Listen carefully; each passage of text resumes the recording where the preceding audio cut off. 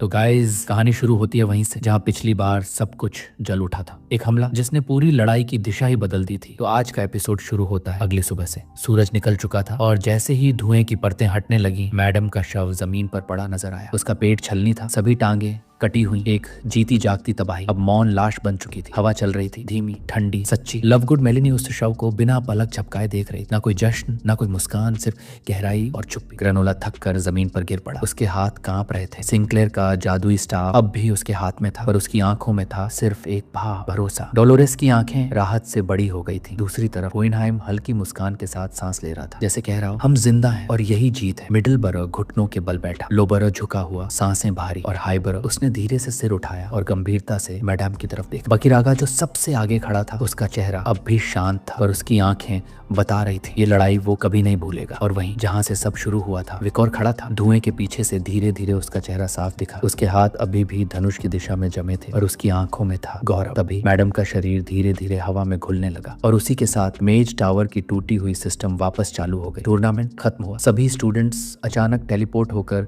Waiting room में पहुंचे। विकोर ने अपने हाथों को देखा, एक अजीब नजर से, मानो पूछ रहा हो क्या ये सब सच था। सिंक्लेयर की आंखें खुली की खुली रह गई, कुछ कह नहीं पाई। और तभी वो फेमिलियर आवाजें, पिगी, सैंचो, ट्यूडर और बियांका, वे सब दौड़ते हुए उनकी तरफ आ रहे थे, मुस्कान के साथ, जीत के साथ। पिगी ने हाथ फैलाए और उछलकर वाइकोर को जकड़ लिया। विकोर थोड़ा हैरान हुआ, कुछ समझ नहीं पाया, पर फिर पिगी की आंखों से आंसू निकल पड़े। विकोर जो अब तक सब सह चुका था, वो भी थोड़ी देर के लिए शॉक में था। इतनी भयानक जंग, इतनी करीबी मौतें, और फिर भी कोई गंभीर रूप से घायल नहीं हुआ। ये सिर्फ किसी करिश्मे से कम नहीं था। और तभी यूनिवर्सिटी लीग की रैंकिंग अपडेट हुई। इस चमत्कार को सच करने वाले 10 वीरों की सूची सामने आई। First Hohenheim, second Jurassico Bakiraga, third Lovegood Melini, fourth Dolores Luncovaris, fifth, sixth, seventh the Baskerville triplets, eighth Vicor, ninth Sinclair, 10th Granola the Leviathan. Vicor के जहन में ट्रिपलेट्स की छवियां दौड़ने लगी। हाथ बांधे, आंखों में चमक ली, और फिर ग्रेनोला और सिंक्लेयर की ओर नजर गई। उनकी मुस्कुराहटें कह रही थी हमने कर दिखाया। जिस सच्चाई ने सबको हिला दिया वो ये थी कि जो 10 नाम टॉप 10 में दर्ज हुए थे, वो सभी पहली साल के स्टूडेंट्स थे। और यही नहीं, वो सभी उसी एकेडमी के थे जिन्होंने मैडम जैसे एस क्लास मॉन्स्टर का सामना किया था। पूरे साम्राज्य में हलचल मच गई। जैसे जैसे इन्वेस्टिगेशन आगे बढ़ी, एक और चौंकाने वाली बात सामने आई। मैडम की क्लासिफिकेशन एकदम साफ थी। एस क्लास एंटिटी, इतनी खतरनाक कि उसके उतरते ही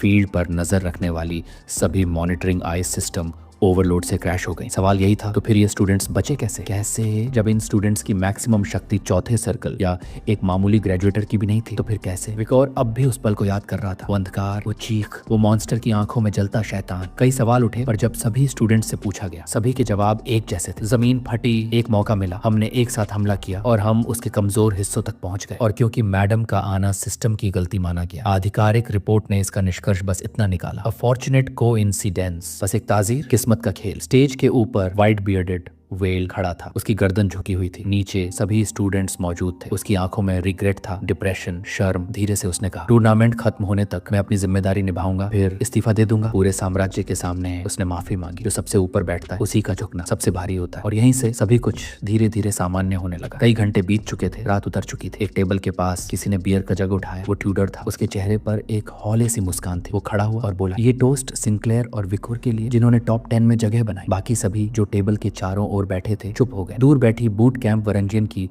स्टूडेंट्स ने ट्यूडर की तरफ देखा। उनकी आंखों में था हैरानी और थोड़ी बेचैनी। बियांका ने हाथ बांधे, चेहरे पर हल्की परेशानी थी। ये वक्त नहीं है ट्यूडर, बैठ जाओ। ट्यूडर थोड़ा झेंपा, बियांका की तरफ देखा, मुस्कुराया, पर मुस्कान जबरदस्ती थी। सांचो जो अब भी शांत बैठा था, धीरे से बोला, हम सब जिंदा लौट आए। ये छोटी बात नहीं है, लेकिन जो हमने देखा, जो हमने जिया, वो एक एस क्लास मॉन्स्टर से टकराना था। और ऐसी चीजें सिर्फ शरीर पे नहीं, रूह पे भी जख्म छोड़ती। थोड़ा दूर एक और टेबल पर लवगुड मेलिनी की दोस्तें बैठी थी। उनकी आंखें अब भी अशांत थी। लवगुड मेलिनी की दोस्तों में से एक अपना चेहरा दोनों हाथों से ढककर फूट फूट के रोने लगी। पास बैठी उसकी साथी घबरा गई। धीरे से उसका कंधा छुआ और कांपती आवाज में बोली, हम बच गए ना, अब सब ठीक हो जाएगा। सांचो ने आंखें बंद की। एक धीमी मुस्कान उसके होठों पर आ गई। उसने बियर का जग उठाया और बोला, तो क्या हम उन हीरोज के लिए टोस्ट भी नहीं उठा सकते जिन्होंने मैडम जैसी मॉन्स्टर को हराया? विकोर चुपचाप बैठा था। चेहरे पर कोई भाव नहीं था, बस आंखें कहीं दूर गहराइयों में खोई हुई। वहीं सिंक्लेयर की आंखों में चमक थी, गालों पर हल्की सी लाली, शर्म, गर्व और वो अनकही खुशी जो सिर्फ जिंदा लौटने के बाद याद महसूस होती है। सबने अपने अपने मग्स उठाए और एक साथ बोला टू द हीरोज। सैंचो और बाकी लोग सिंक्लेयर और विकोर को बधाई देने लगे। सोचो, सिर्फ फर्स्ट ईयर और टॉप 10 में पहुंच गए, वो भी 8वीं और 9वीं रैंक पे। जैसे ही माहौल हल्का होने लगा, उसी वक्त किसी ने धीरे से खांस कर ध्यान खींचा। सिंक्लेयर ने चौंक कर मुड़कर देखा। 2 स्टूडेंट्स खड़े थे, मेज टावर एकेडमी की यूनिफॉर्म में। उनमें से एक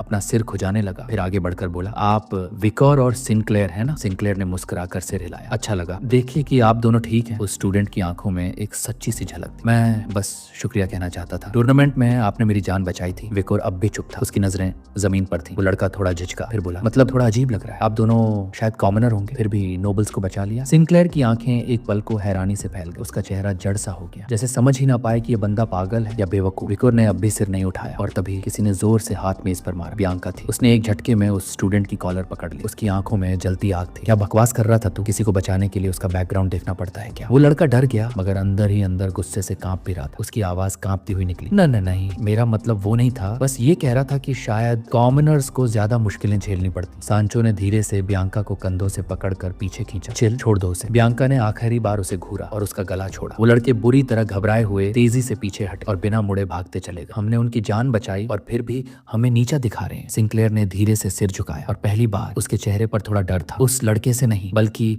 उस सोच से जो अभी भी उन्हें कम समझती थी। बियांका अब भी गुस्से में कांप रही थी। उसने सांचो से हाथ छुड़ाने की कोशिश की। छोड़ो मुझे, ऐसे लोगों को तो बचाना ही नहीं चाहिए था। उसकी आवाज में घृणा, मगर वहां बैठे किसी ने उन छात्रों की बात को गंभीरता से नहीं लिया, सिवाय सिंक्लेयर के। उसने नजरें झुका ली, चेहरा बुझा हुआ। विकोर ने गौर किया, ये उसके लिए असामान्य था। जो लड़की हमेशा मुस्कान और हौसले से भरा माहौल बना देती थी, वो आज एकदम चुप। अंदर ही अंदर कुछ टूटा था। पिगी ने माहौल हल्का करने के लिए ताली बजाई, मुस्कुराया। चलो अब टॉपिक बदलते हैं। वो पहली राउंड की बात करने लगा, और यह भी कि अब दूसरी राउंड बस टॉप 10 स्टूडेंट्स के लिए होगी। उसकी आंखों में चमक थी जब उसने 2 उंगलियां उठाई। सेकंड राउंड अब अप्रेंटिस सिस्टम पर होगी। 10 टॉप स्टूडेंट्स को अब इंपीरियल फैमिली और एम्पायर के 7 महान घरानों में भेजा जाएगा। वहां उन्हें अलग अलग मिशंस, क्वेस्ट्स पूरे करने होंगे और इसके बदले में 4 यूनिवर्सिटीज मिलकर चुने गए स्टूडेंट्स को खास आर्टिफैक्ट्स देंगे। विकोर ने यह सुना और उसकी आंखों में गंभीरता उतर आई। बियांका ने अचानक ट्यूडर के कंधे पर हाथ रखा और खुद की ओर इशारा करते हुए बोली, वैसे एक रूल है, हम अपने खुद के घर की मिशन नहीं चुन सकते। उसने हंसते हुए कहा, मैं डिवाइन बो फैमिली की मिशन नहीं ले सकती और ट्यूटर सनस्पियर की नहीं। ट्यूडर ने सिर हिलाया, लेकिन विकोर और सिंक्लेयर को फर्क नहीं पड़ेगा। वो किसी नोबल हाउस से तो है नहीं। उसके बोलते ही सिंक्लेयर की मुट्ठियां कस गईं। विकोर का ध्यान फिर उसी पर गया। उसकी आंखों में उलझन थी, कुछ था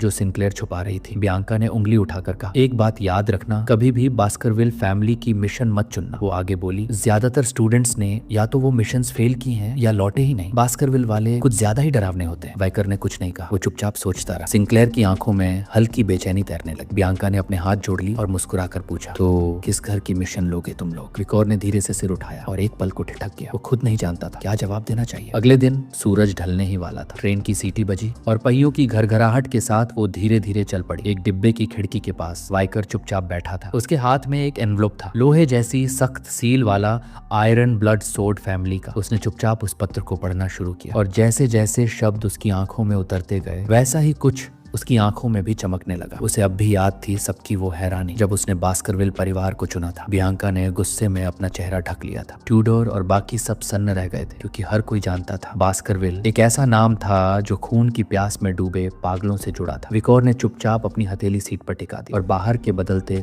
लैंडस्केप को देखने लगा। ये मिशन टूर्नामेंट की दूसरी राउंड का हिस्सा था, मगर असल मकसद कुछ और था। ये वो दरवाजा था जिससे पार जाते ही 7th कॉर्प्स डेकराबिया का सामना होता। अगर वो सिर्फ ह्यूगो की मोहर वाले स्क्रॉल पर दस्तखत करा लेता तो सब खत्म हो सकता था, लेकिन इससे पहले उसे एक चीज की पुष्टि करनी थी। वाइकर ने धीरे से अपनी जेब में हाथ डाला और वहां से निकाली एक और चिट्ठी। ये वही चिट्ठी थी जो ह्यूगो ने उसे दी थी, जिसमें सोर्ड मास्टर बनने की रहस्यमयी राह लिखी थी। उसने उसे ध्यान से देखा, फिर धीरे धीरे आंखें सिकुड़ गईं। अगर ह्यूगो मेरी ताकत को जानता तब ये सब ठीक बैठता, लेकिन वो तो नहीं जानता था, है ना? उसके चेहरे पर उलझन थी। उसने ठोड़ी को हाथ से सहारा दिया और ह्यूगो की शक्ल मन में उकेरने लगा। वो मदद क्यों कर रहा है? अगर वक्त को पलटने के बाद भी ह्यूगो को समझना और मुश्किल हो गया था, तो इसका एक ही हल बचा था, उससे मिलना। जब विकोर ह्यूगो के ऑफिस पहुंचा तो उसके कदम रुक गए, आंखें फैल गईं, चौंक से और हल्की सी घबराहट। उसके सामने जो ह्यूगो खड़ा था वो पहचाना नहीं जाता था। छोटी बंदी थी, हाथ जोड़े खड़ा था, चेहरे पर मुस्कान थी, एक पिता की मासूमियत। विकोर सन्न रह गया। ये हो क्या रहा है? उसने रुकते हुए पूछा। आप इस हाल में क्यों हैं? ह्यूगो ने अपनी छोटी को दिखाते हुए बड़े फक्र से कहा, ये देख रहे हो, वो मेरियन ने बनाई है। वो बास्करविल की सबसे शानदार प्रतिभा है। वाइकर का ध्यान अब ह्यूगो के ऑफिस की तरफ गया। कभी तलवारों और रणनीतियों से भरा रहने वाला कमरा अब खिलौनों से सजा था। ह्यूगो ने मुस्कुराते हुए बताया, पोमेरियन तुझसे मिलने का इंतजार कर रही थी, लेकिन उसे नींद आ गई तो बैरीमोर उसे सुलाने ले गया। ह्यूगो की आंखों में एक अजीब सी चमक थी, एक दादा की मुस्कान जो अपनी पोती के लिए वो सब देना चाहता था जो उसकी उम्र छीन लाई थी। पोमेरियन अब उस उम्र से आगे निकल चुकी थी जब खिलौने और मासूमियत मायने रखते हैं, लेकिन ह्यूगो जानता था वो बच्ची